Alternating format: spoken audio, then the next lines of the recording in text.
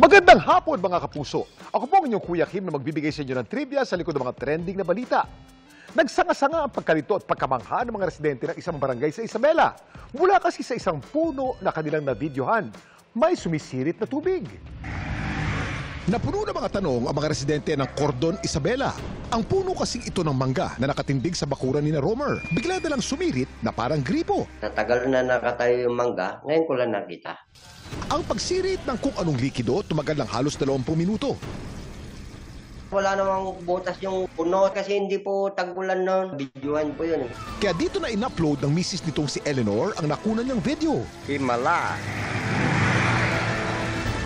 Kuya Kim, ano na? Alam niyo ba na mahigit na 50% ng puno ay binubuo ng tubig? Kinukuha ng puno ang tubig sa pamamagitan ng ugat nito sa proseso na kung tawagin ay osmosis. Maraming paraan ang pagkuha ng tubig sa puno. Pwede tayong gumamit ng spile, isang tubong matulis na may butas sa dulo, itutusok natin ito sa puno at doon lalabas ang tubig. Pero lagi nating tatandaan, hindi lahat ng tubig na nakukuha sa puno ay safe inumin. Samantala, normal kayang may tubig na sumisirit mula sa puno ng basta-basta? Yung mga puno natin, they secrete special liquid but hindi sa ganong level or sa ganong pressure na hindi normal na ganon. Si Jason may tinitignan na dalawang posibilidad. Either may halo yung gitna ng tree kasi minsan nabubulok yung heartwood, then perhaps na-store yung tubig dun sa loob ng tree, then may nagbutas tapos sumirit yung tubig din. Yung second scenario, hollow yung tree, then something doon sa roots niya, may nabutas na hose ng tubig, sumirit, tapos yun yung nag-fill up doon sa puno, sumirit siya doon sa butas sa trunk.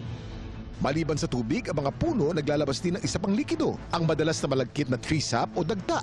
At alam niyo bang may isang puno na ang dagta napakatamis?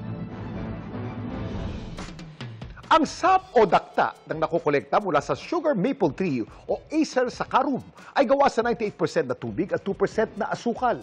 Kapag pinakuluan ito para maalis ang tubig, ang maiiwan, ang napakatamis na asukal nito na ginagawang maple syrup. Masarap na pampatamis sa ating mga pancakes. Laging tatandaan, importante ang may alam. Ako po si Kuya Kim at sagot ko kayo 24 oras. Mga kapuso, patuloy na tumutok sa mga balita. Mag-subscribe sa GMA Integrated News sa YouTube. Sa mga kapuso abroad, samahan nyo kami sa GMA Pinoy TV at sa www.gmanews.tv.